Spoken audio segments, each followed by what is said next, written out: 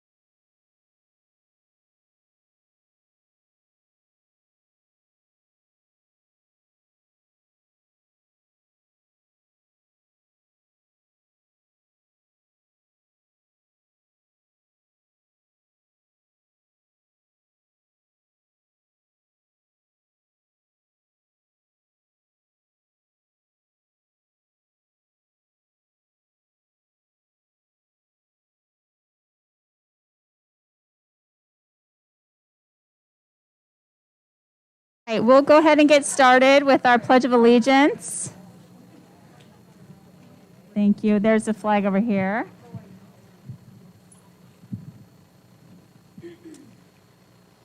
I pledge allegiance to the flag of the United States of America and to the republic for which it stands, one nation, under God, indivisible, with liberty and justice for all. And then we have Lulu to do our land acknowledgement.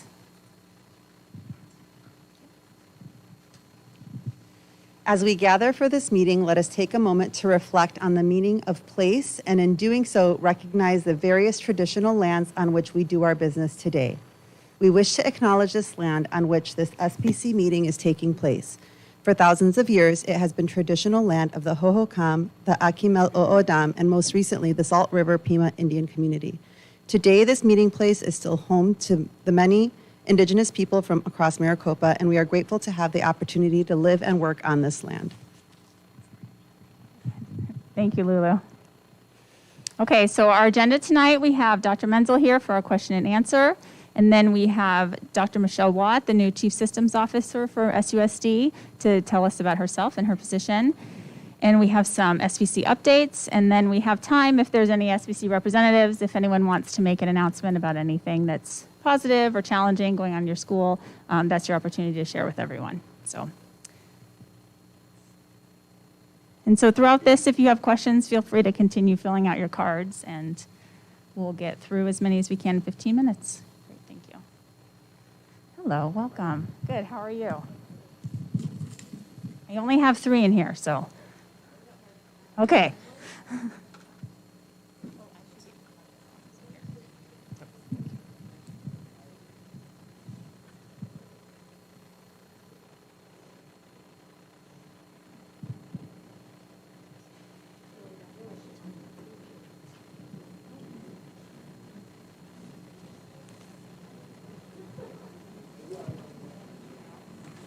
Okay. So the National School Board Association characterized parents who voice concerns to school boards as domestic terrorists. Do you agree with their assessment? If no, what are you doing to distance SUSD from the National School Board Association? So I have had an opportunity to read the letter that was issued by the National School Board Association, and I would take issue with the characterization. What it actually said indicated that some of the actions in some school boards across the country that had threats of violence and actual violent behavior could be equivalent of domestic terrorism. It did not say that parents who make comments at public board meetings are terrorists. So I think that part of what was used in the language that they did, because they qualified their language, and I don't have it with me, it was a 3-page document, but they cited evidence where people actually stormed board meetings. They actually got arrested for physical acts of aggression. Those things are not acceptable in a public board meeting. What is acceptable and expected is that people are able to voice their opinion in a civil discourse related to matters of public import. So I think that what was actually written versus what people have said are two different things. Scottsdale Unified School District hasn't been a member of the National School Board Association since 2002. We are part of our state association, but not a part of the national association. My hope is that as you watch what's happening across the country in school boards, is that we can actually tone down the rhetoric where people are actually getting violent and boards have had to actually leave. We had armed people at Vail in southern Arizona that took over a board meeting, and the police refused to actually be there for that meeting. Those are dangerous situations. So that behavior is something that's not acceptable. To be able to come and express an opinion that may be different from what other people believe, that's an important part of our democracy and should be encouraged. Thank you. Will you start testing all staff and students for COVID? Also, shouldn't you be testing daily for COVID for students that are not wearing masks in school? We don't have a plan to test daily. I'm not sure of any places that are really testing daily. We do have voluntary surveillance testing available at a couple locations in partnership with In-Office DX on the Cherokee campus and then at the church near Navajo Elementary. There are also any number of other testing sites located throughout Scottsdale for people who want to get a test. We do think that it's important for people who are symptomatic to be tested, because that's one of the challenges we have, is we want to make sure that people who do have COVID, it's identified early and they're isolated so that we don't have spread on our campuses and we can actually reduce the spread in the community. But there is no plan to institute regular testing or targeted testing for students who are unmasked. We have, this will be coming out in our update on Friday. We talked earlier today about taking the next step with respect to parent volunteers in the classroom, to allowing a negative test to be used, as well as the two other criteria that have already been announced, which is proof of vaccination or proof of prior infection. So we're working on creating opportunities to allow more people to participate without increasing the risk of exposure to COVID. The Scottsdale Parent Council's Equity, Diversity, and Inclusion Committee states that their purpose is to ensure equity in Scottsdale schools. To quote VP Kamala Harris, equitable treatment means we all end up in the same place. Is SUSD's position aligned with the Scottsdale Parent Council that our schools should pivot from offering kids equal opportunities and instead offer kids equity of outcome regardless of their individual skills or effort? I think the question illustrates one of the most significant challenges with respect to the words that we use and the definitions of them. So the definition of equity and the definition of equal, two very different things, but they get used interchangeably and oftentimes in a confused way. So I have two daughters. Treating them fairly doesn't mean that they all get the same thing. Each of them get the same thing. They have different needs. One was diagnosed with rheumatoid arthritis when she was in 4th grade. Her needs from a physical and navigating life standpoint, very different than her sister's needs. To treat people equitably is to address the needs they have in order to be able to have the same level of access and opportunity. We can't guarantee the same outcomes for every kid, and that really isn't our goal. But we should be creating opportunities for every student to achieve their full potential. We should be addressing the ways in which they don't have the same level of access and opportunity based on circumstances of birth. So if we're going to think about equity, it's about looking at where the playing field isn't level and making sure we're providing the support. So some students have opportunities to travel the world during a fall break. We've got a wonderful testimonial from a flight attendant coming back from Italy about some of our high school students at one of our high schools. It was a really great thing to see. We have a lot of students in Scottsdale who don't travel outside of Arizona and have never left the state. There are differential opportunities. Our goal is to ensure that we're providing support for each student to achieve their full potential, regardless of the other opportunities that they may or may not have as a result of circumstance of birth. Okay. What of the $29 million of total, I don't know if to say ESSER or ESSER funds, ESSER funds are you most excited about, and what potential programs? Can you read the first part of that again? What of the $29 million of the total ESSER funds are you most excited about? Well, I'll frame it this way. I'm grateful to have the federal ESSER funds because it has allowed us to be able to pilot some innovative programs to address some of the challenges that surfaced as a result of COVID. More importantly, it's allowed us to be able to invest in mitigation strategies that didn't deplete our maintenance and operating funds so that we could continue to employ our staff, that we didn't have to make cuts in some areas of the organization in order to be able to address those things. We've been able to secure additional water bottle filling stations, for example, on our campuses. Those are things that will be beneficial both now and in the future. The ability to be able to expand our summer learning opportunities for students substantially was something we're grateful for. So I think it's nice, but I think it's also a concern because there's a cliff. And you get $29 million over a period of time. That all has to be spent by 2024. So part of it is we have to be sure that we're accounting for what costs are going to be ongoing. So it's really nice to be able to do some things now. But if those are costs that need to continue beyond the ESSER funding, then we have to plan that as part of our budgeting process. The other thing that's a little bit disconcerting is that in the state of Arizona, we have what's known as the aggregate expenditure limit. And when the state reaches the aggregate expenditure limit, the schools cannot spend any more than that. And right now, the projected numbers, which we should have finalized or close to finalized next week, look like we could see a reduction in funding of $1,387 per student. That's just over $29 million for Scottsdale. The only way to avoid that is for the legislature to take action to suspend the aggregate expenditure limit for a year. They can do that constitutionally by a 2/3 vote of both the House and the Senate. If they don't do it, and the numbers are supported at that level, it won't just be Scottsdale Unified, it's every public school district in the state that will be asked to make significant reductions in their budget with 1 quarter left in the year, because we won't know until March or April whether or not the legislature acts unless they do something in January, February. So federal funds are exempted from that. So it provides us some level of ability to maybe mitigate the impact if the legislature doesn't act. But we're sitting at a time where there are a whole lot of things that are outside of our control, and those funds represent an opportunity to kind of create some stability.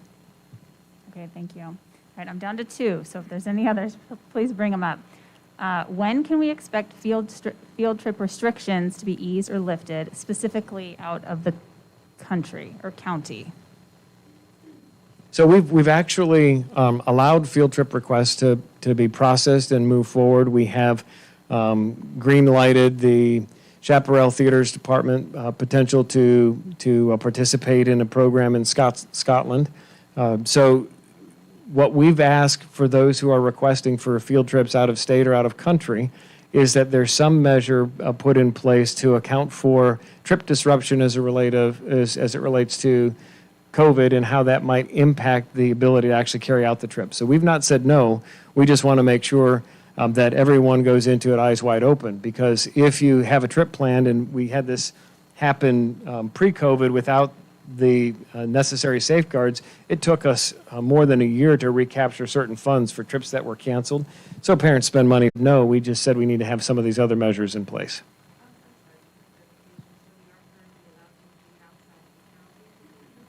Yes, we have allowed that.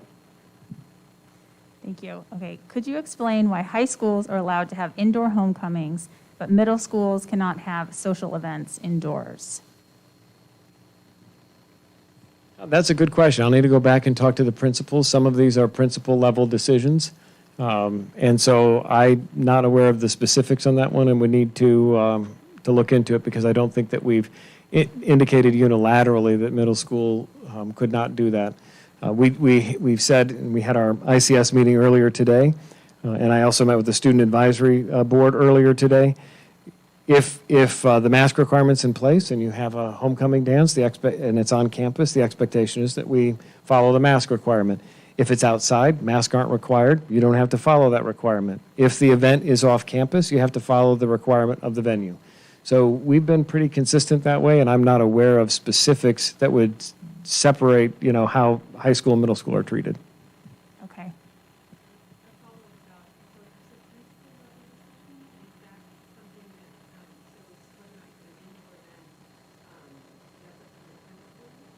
They may have made that decision. I'm just saying that the district didn't tell them that they couldn't do that. At least as far as I know, that hasn't been anything that we've discussed at the central office.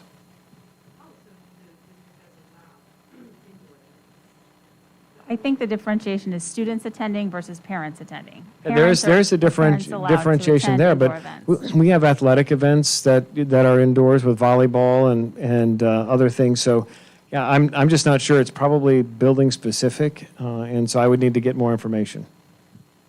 Okay. All right. I think that is it. Thank you very much for joining us again this month. Thank you. Thank you all for being here. And remember, you can reach out anytime. Let's talk, email. We do want to be responsive, and things continue to evolve every day. So thank you for being here. Thank you. Okay, and with that, next up we have Dr. Michelle Watt, the Chief Systems Officer. Did I get that one right? For SUSD, and I'll let her take over first. Thank you. I'm going to just switch over the browser here.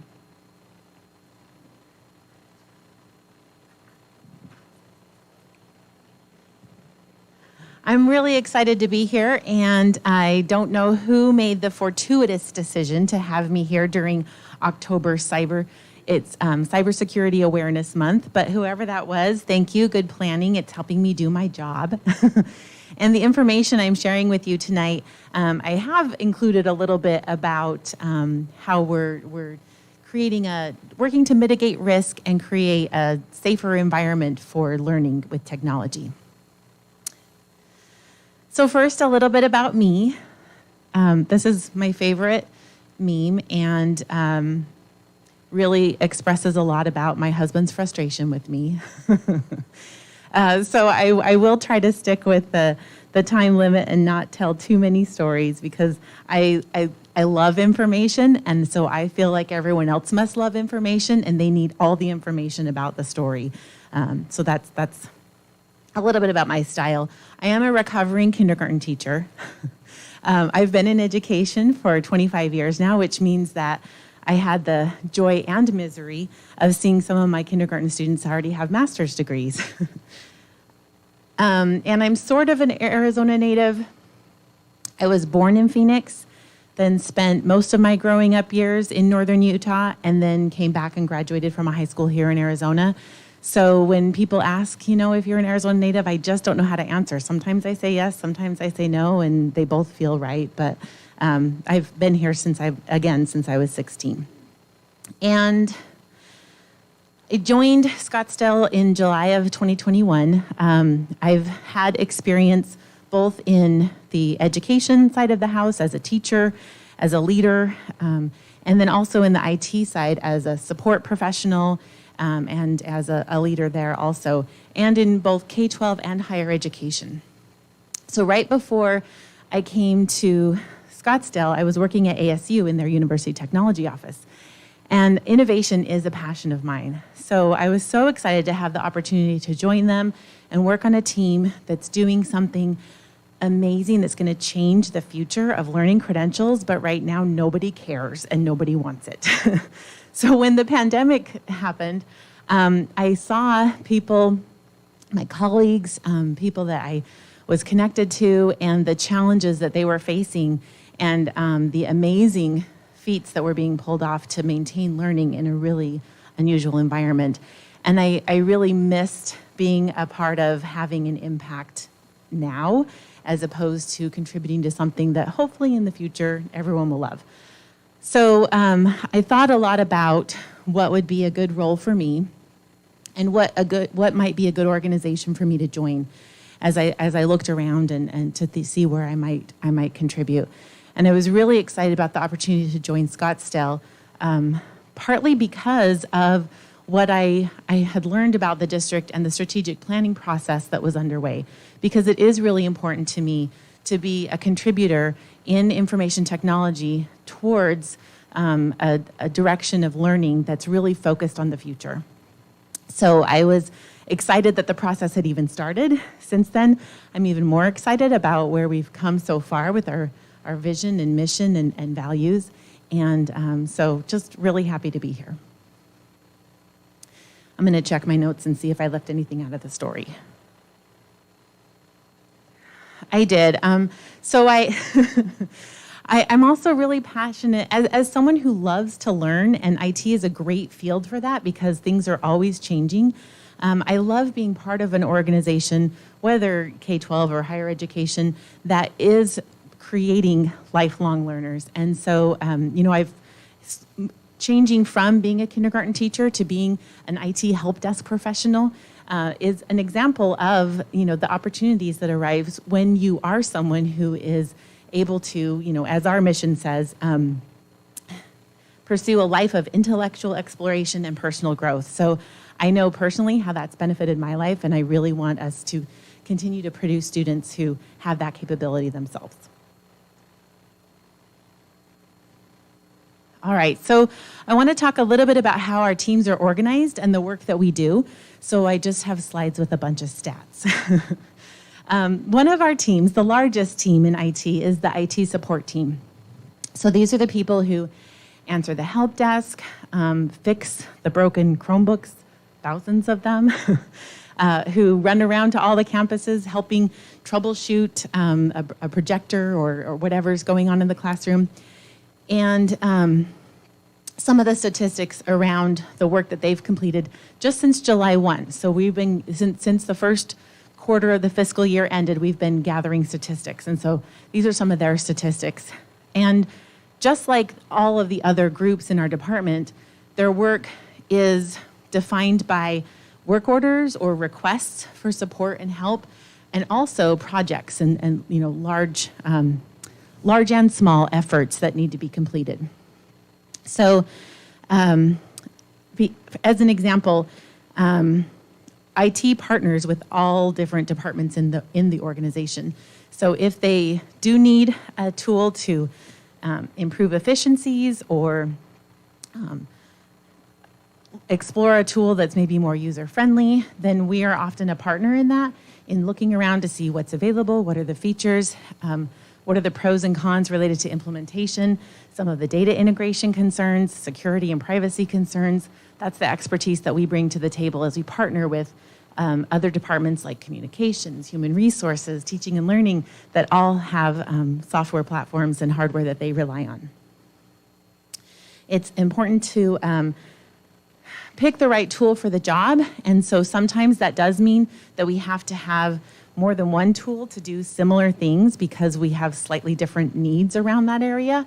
But at the same time, we're always focused on total cost of ownership and the fact that the more diverse the tools in our environment get, the more the larger skill set we have to maintain those. And so all those things come into the decisions about what we purchase and implement.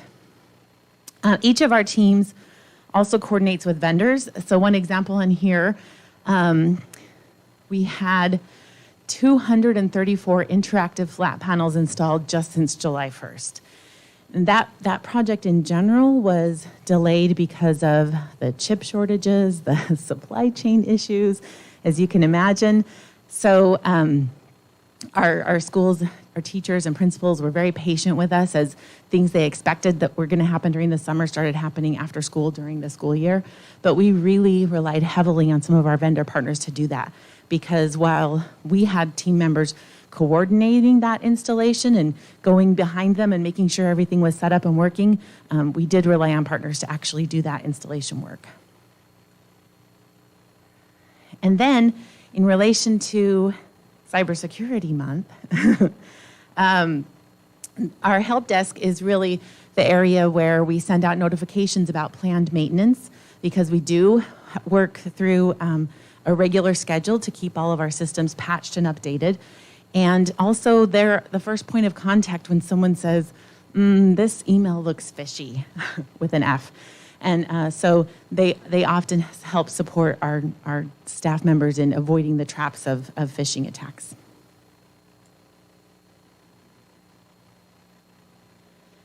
So our network and systems team, they have, again, their work is divided between requests that come in and work orders and escalations with some of the more complicated challenges that come across our desk, but they also do large-scale projects. In fact, they have 44 projects in flight right now at the end of that first fiscal year quarter. So one example of this might be how they work with our firewall. And I know we always say firewall, but we actually have two, at least. And that's so that we can make sure that we're following the Children's Internet Protection Act, which requires us to protect students from harmful things on the internet. And there is a very definitive line as to what is harmful, but then there's also kind of a gray area. And so when we get into that gray area of, well, does this have educational value? And that's where we rely on our partners in teaching and learning and the leaders in the school district to help us make decisions about those. But as you can imagine, with two firewalls, it means that sometimes things are classified differently automatically by the services we use. And so we do run into instances where a teacher is planning to use a learning resource and finds that her students can't access it. And so in those scenarios, we have a process for people to request that it be reviewed. Our curriculum folks look at it. Our IT people need to look at it to figure out where is it actually being blocked. If we're opening it up, how are we going to safely do that? And then a project related to the firewall. One example of that is some new functionality that became available with our firewall related to teachers being able to see what students were doing in the classroom on their devices. So just last spring, we rolled out the classroom tool, and so it works based on how students are scheduled. So if a student is in their math class at the time that math is supposed to be happening in our schedule, then the teacher of that math class can see what that student is doing on the internet and send them messages, shut things down. So there are some limitations to that, but overall it's a pretty powerful tool for our teachers to support them helping students make the right decisions during learning time.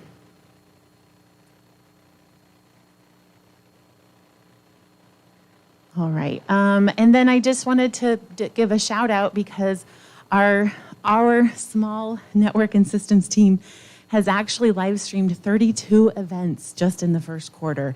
So they do that for the Scottsdale Unified School District. They do it for customers who rent out some of our facilities and need that service. So shout out to Ray and Anthony who are here tonight helping us out.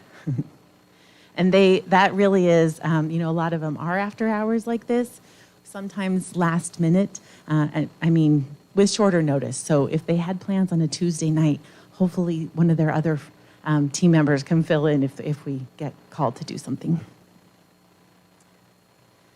All right, and then the third team is our data and programming team. So we're actually getting smaller in the teams as we go.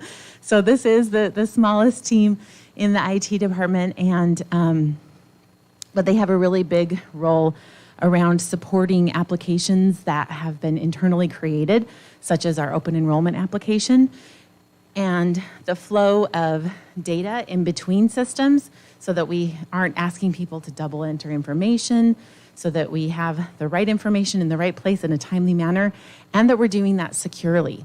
So just since July 1st, they completed 10 data governance agreements. So those were different software platforms that we were bringing on board where there wasn't already a data governance agreement in place, and so negotiating that and getting that in place with the vendor, and then they also integrated 13 new platforms in our Clever portal. You may have heard your students talk about going to Clever and logging in through Clever. It is a tool that helps us to share just the right data with that a teaching and learning platform needs, and allows students to log in without having to know a million passwords to access all the resources that they're accessing. So that's a little bit of a demonstration of really how much, even after switching to one-to-one devices in the last couple of years, we're still adding new tools and new resources, and so onboarding those and then ongoing support with those. We also, this team created or implemented a tool to allow students to easily change their passwords to something private. And also the ability for a teacher to go in and reset that password so that if the student forgets their private password, they can still log in. So we're keeping an eye on how many students each quarter have gone in and updated their password to something private and not the default. So it's exciting to see that we had almost 2,000 students do that in the first quarter.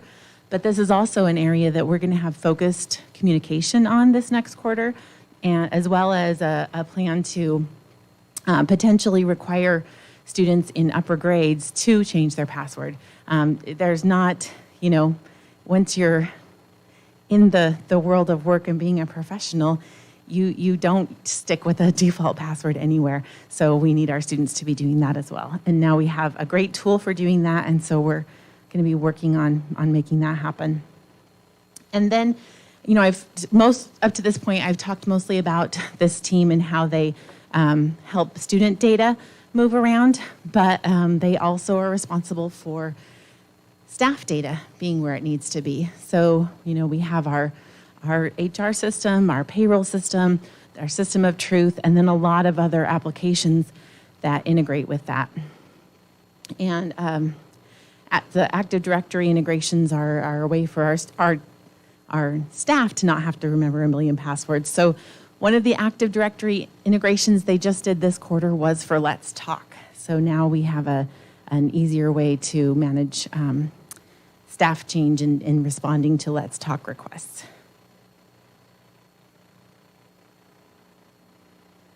All right. Well, so that was all the information I had planned to share with you.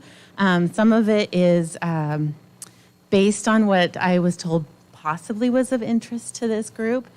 And I am thanking you with a coffee for the opportunity to be up and out and enthusiastic this late. I did have a coffee at about 4 o'clock.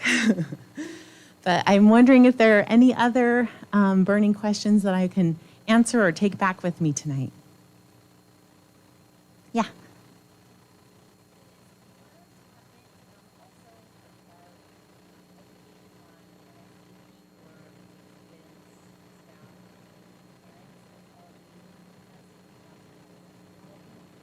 So the question is, if IT is in charge of education on digital citizenship for students and education for parents, I think that's another area where we partner with other groups and departments, because we do have access to some of that information, and so do our partners in teaching and learning, and so it's a collaboration. We don't, just like how we support our CTE programs. We're not responsible for the curriculum or the pedagogy around that, but we can definitely support with some of the know-how or specifics about our system here. So we definitely do partner with people on that.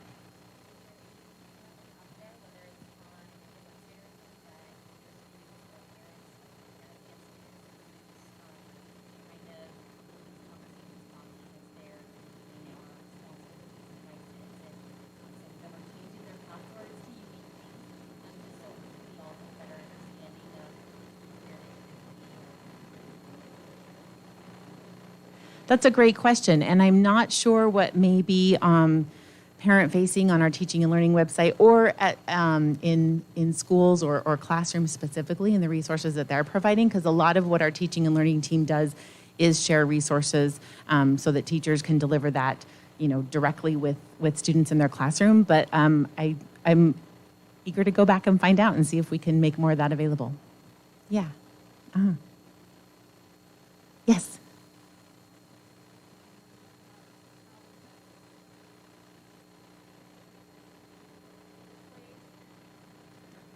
Great question. So now that we're one-to-one with student devices, how are we going to fiscally maintain that over time? So our team has done some research on what is it going to take to maintain that in the future. Fortunately, we have things like Chromebooks that are less expensive devices than some of the other devices that used to be available prior to 2014 and 15. And we have a lot of in-house skills to repair and replace those parts to extend the life of those devices. But it is something we need to plan ahead for. Just like we plan ahead to replace our firewall and upgrade our wireless access points and all of that. So it will be part of our long-term capital planning. And we are, the refreshing that we're doing right now, I know I mentioned with our user support team that they have refreshed almost 1,000 devices so far this year, is starting with the Desert Mountain Learning Community and then addressing learning communities through the year so that we don't reach a point where, oh my gosh, all 20,000 devices in the school district need to replace at once. We have to spread that out each year. Thanks. Yes. So the plan right now, as it is in draft form, is a 4-year refresh cycle. Some Chromebooks can last as long as 5 or 6 years, but having the primary learning device be that old could be problematic. So we're planning starting out with a 4-year refresh cycle. Yes.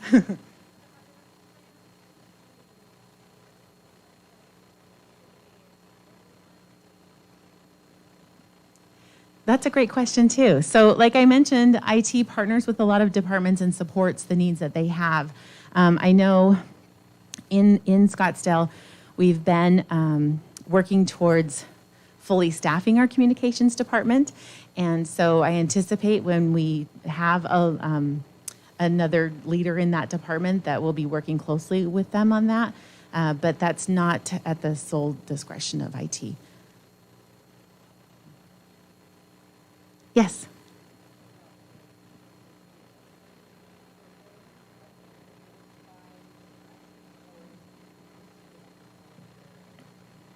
Great question about who updates the content on our websites. So our communications department really helps with the overall vision of communications in the Scottsdale Unified School District. And I tell you that's a goal of mine also to improve our communications internally and externally.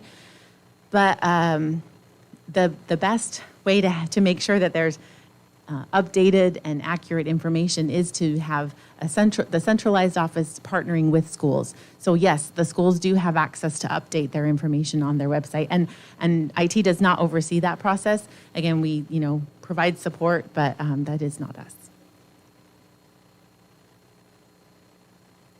Yes.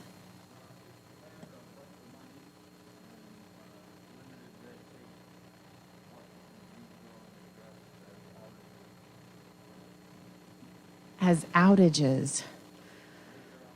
The first thing I honestly thought of when you said that was I'd love to be able to bring in more IT professionals into our schools to mentor students and build up our CTE programs and our STEAM programs. And I think that to some degree we could probably do that with the volunteers and expertise we have in our community. But it is the good and challenging thing about IT right now is that the unemployment rate is near a historic low. The historic low in IT is 1.3% unemployment rate, and it was at 1.5% in August. So that means that it's a challenge finding, for everyone across the nation, finding IT professionals. So I feel really lucky to have the team we have, and I would like to, I would bring in more people to help support what we're doing and what's happening in the classroom.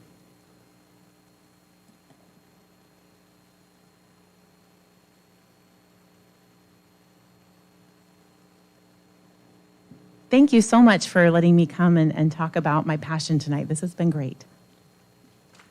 Thank you so much, Michelle. Let's try to switch this out here.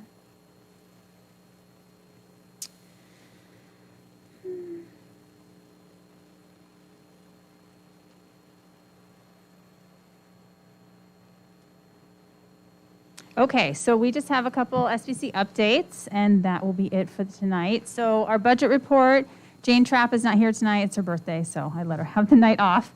But here is our monthly budget report. We had lots of school donation payments come in, and then our only added expense this month was for some translation services. And this is included in the slide presentation that gets posted on the website every month. And we need at least one volunteer. So in the SBC bylaws, we have to form an audit committee once every 2 years. That's really all the bylaws say. It doesn't give any specific instructions beyond that. So it needs to have 3 people on it as well, between SBC representatives and board members. So thus far, myself and Deborah Tate from the board will serve on it. And so we need at least one SBC representative as a volunteer. So please reach out to me if you're interested in that. I don't think the time commitment will be too involved. It will initially involve kind of figuring out what we want to do in terms of an audit. And then for school representatives, so here are some schools that we do not have any representatives at thus far. So it's Pueblo, Redfield. We do have one at Tavon that I just came in today.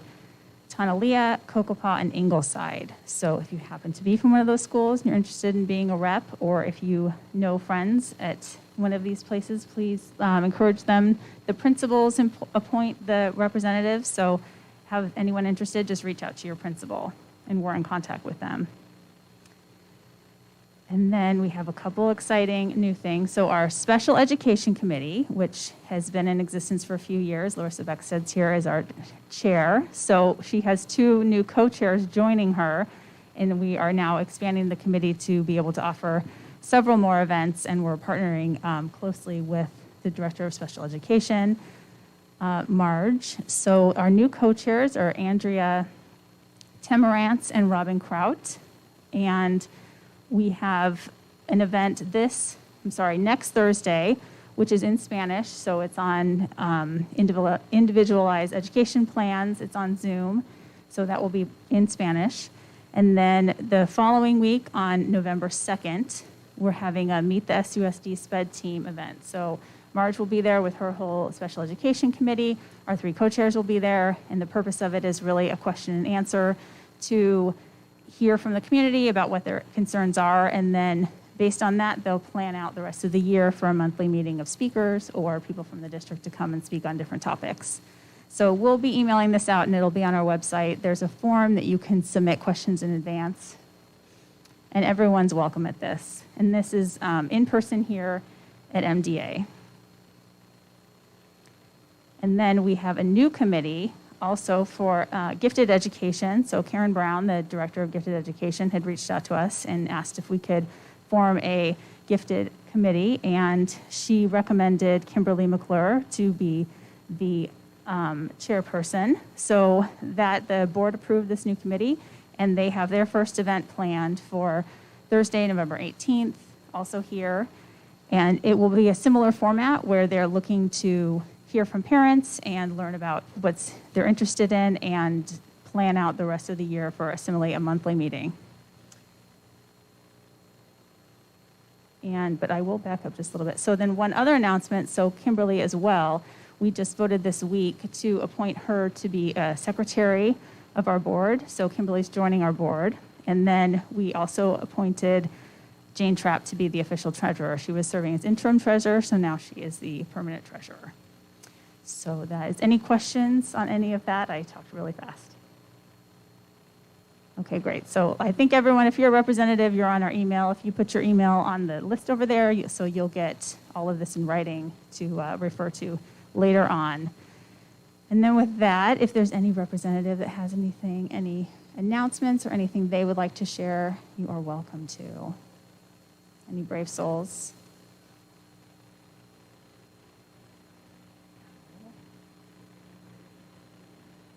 Okay.